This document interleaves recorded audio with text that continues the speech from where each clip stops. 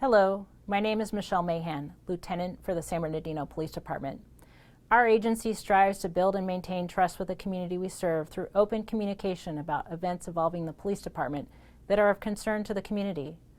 I'm speaking to you today to provide information on the circumstances of an officer-involved shooting that occurred on June 13, 2020 at Date Street and Del Rosa Avenue in San Bernardino.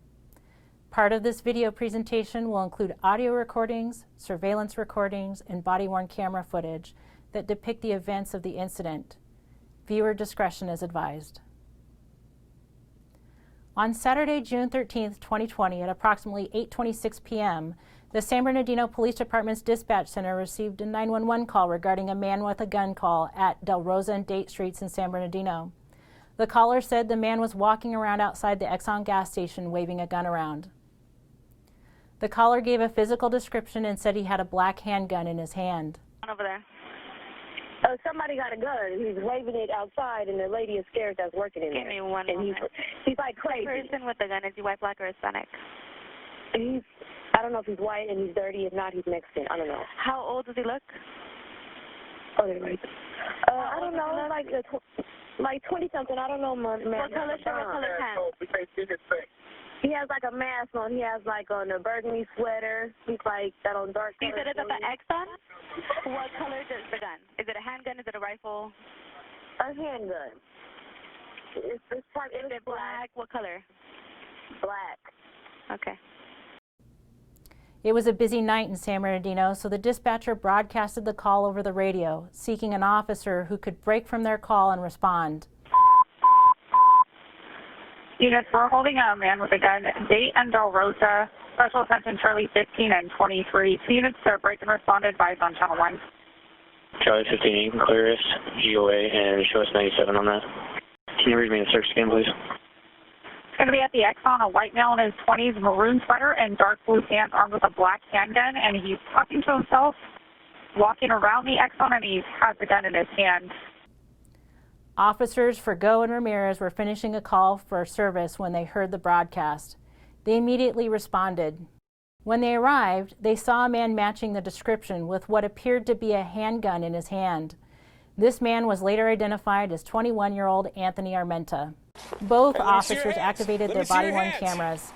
The officers held Armenta at gunpoint while giving repeated loud and clear commands, instructing him to put the gun down. Drop it.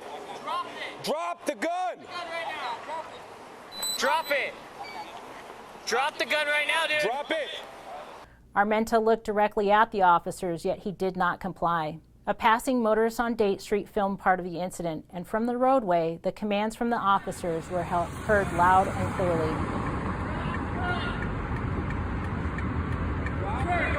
Officers Ramirez and Forgo had been attempting to get Armenta to put the gun down for over a minute. Suddenly, Armenta raised his arm up and pointed the gun towards Officer Forgo. At that point, it appeared to both officers that Armenta was planning to shoot Officer Forgo.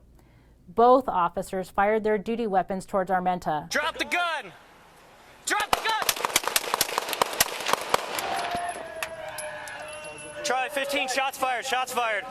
Officer Forgo fired 5 times and Ramirez fired 10. Armenta was struck and fell to the ground. He landed on top of the gun and continued moving. The officers could not see the gun at that point, but believed Armenta still had possession of it. They resumed giving him commands to let go of or move away from the gun.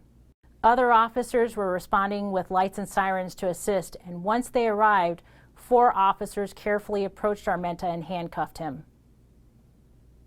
As they searched him, the officers found a replica handgun on the ground beneath Armenta. The gun was not marked with an orange tip. The only portion of the gun that was any color other than black was the trigger. This portion of the gun was covered by Armenta's hand as he held it and was not readily visible to the officers or the original caller. The officers called medical aid for Armenta and he was transported to a local hospital where he later succumbed to his injuries. There were no injuries to any bystanders or officers. You, the viewer, should know that every day San Bernardino police officers respond to a wide variety of situations, including situations where people may be or are known to be armed. These types of situations are dangerous for both the public and the involved officers, since they often require officers to make split-second decisions about how to best respond while also keeping the public and themselves safe. Officer-involved shootings are serious matters that have a lasting impact on all involved. The police department recognizes that and ensures each officer-involved shooting is thoroughly investigated.